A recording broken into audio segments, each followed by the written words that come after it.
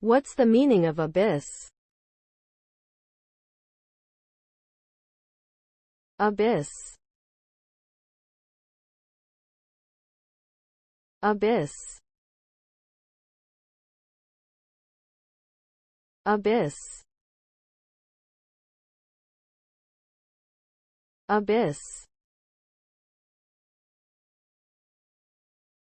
Abyss.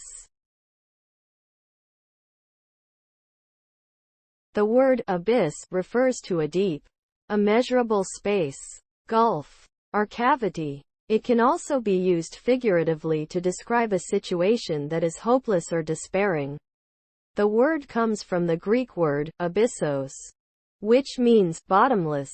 The abyss is often associated with darkness, fear, and death. It can be a place of great mystery and uncertainty. In some cultures, the abyss is seen as a portal to the underworld.